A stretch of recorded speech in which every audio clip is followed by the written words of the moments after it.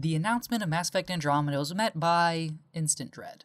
There is a sense of persisting bitterness over the controversy that was the ending of Mass Effect 3, plus, game publishers have had a frustrating habit of forcing out unnecessary entries to franchises that had definitively ended the generation before. Disappointment with Dragon Age Inquisition continued putting doubt on Bioware's ability to make truly great games comparable to their past works. The fact Bioware devs stated Inquisition would serve as a template for this Mass Effect game was a crushing admission, forcing me and many others to expect the worst. Mass Effect Andromeda was expected to be an unfortunate and underwhelming entry in the series, loaded with filler content and lacking in the spirit of the original games. As it turns out, it's exactly that. Using Inquisition as a template for Andromeda means Andromeda has all of the problems of Inquisition. It has a semi-open world format where the player explores large open zones. These zones are populated by cookie-cutter side content. The vast majority of time in the game is spent completing objectives like kill the thing or collect the stuff. The story of these side quests offer nothing of value. Not a single mission is memorable. The problem of these monotonous tasks is exacerbated by the generic natures of the world on which they are set. There is a snow planet, a jungle planet, a barren rock, and not one, but 2 desert planets. The barren rock is alright because the gravity is lower there, but other than sick jumps, there is little if anything to see or seek out.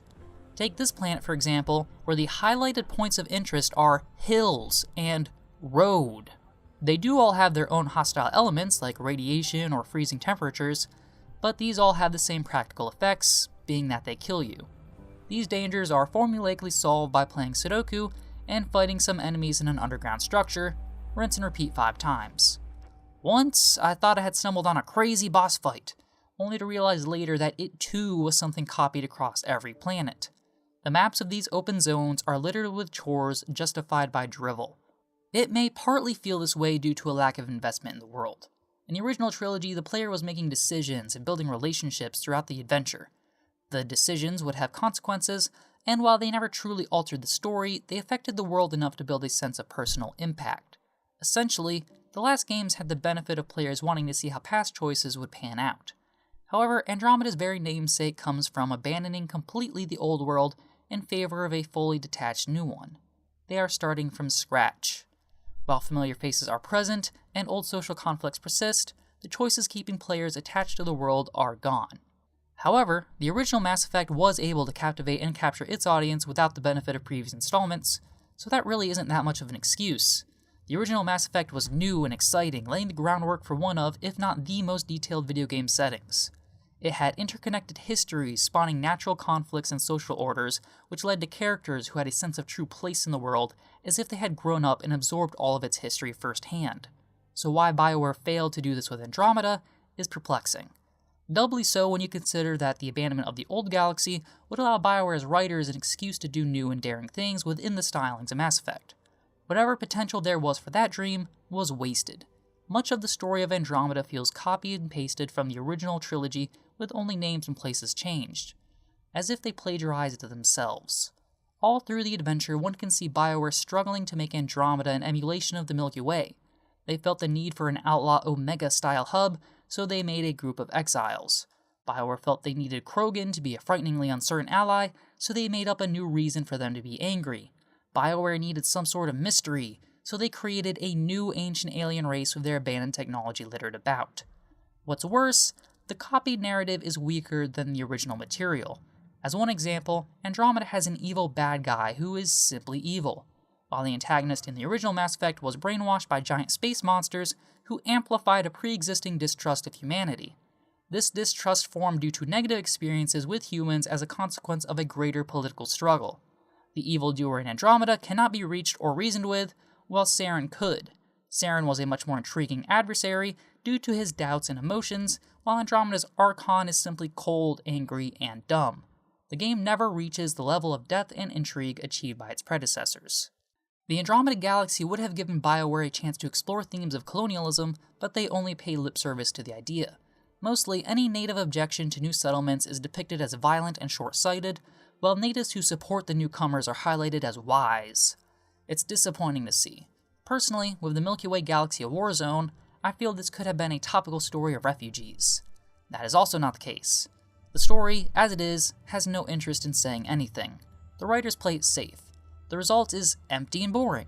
It puts solidly into question Bioware's willingness and ability to write interesting stories in the future.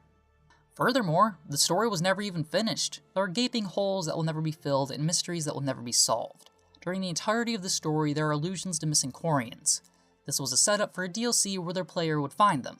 However, the game did so poorly and received so much critical condemnation that they cancelled their DLC plans. Of course, they couldn't help themselves but to put a blatant DLC advertisement in the game after you beat the main story. It almost reads as an admission that it was content cut from the story for the sake of post-release money gouging.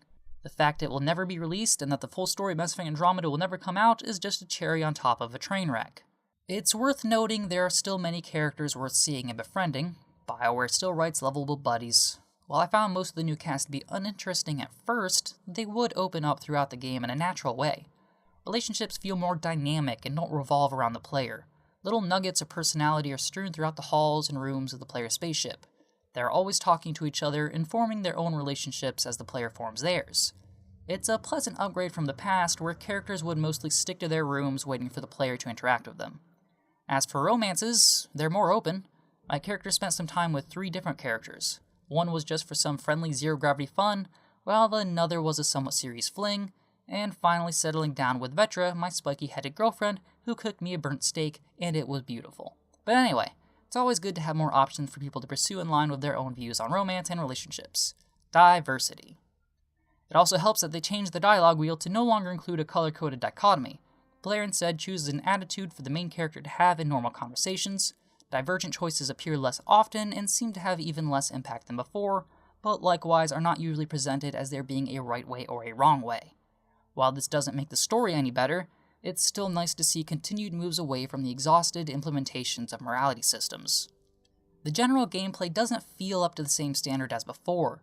The open-world format means combat usually takes place in larger environments that feel more hectic than well-designed.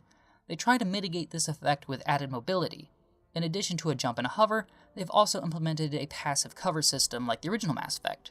Instead of snapping into cover with a button push, if the player is close enough to cover, the character will take cover automatically. I personally prefer the natural fluidity of this style, but it does feel less certain. Enemies feel randomly thrown around the battlefield instead of being presented as a purposefully cohesive force. Their variety is also low. The player will shoot predominantly the same boring enemies again and again, with stronger enemies showing up to serve as sparse boss fights. Even when the species of enemy changes, they still fight the same. Changes to character classes are severe, as in they effectively don't exist. Skill points can be assigned to any abilities regardless of classification, so one can mix and match combat skills, space magic, and techno-gibberish as much as they want. Points in certain types of skills unlock profiles. Different profiles act as classes by offering buffs to certain skills. This system seems fantastically clever at first, but it's a combat system where I found the 3 powers I liked the most and just used those throughout the game. As Mass Effect was the greatest trilogy of the 360 PS3 era, it's heartbreaking to see it continue as this pale imitation of itself. While the game has new ideas in combat and a better dialogue system, what made Mass Effect shine above the rest was the quality of its narrative and universe. Those qualities are not found in Andromeda, leaving the game to be nothing more than a mediocre time waster.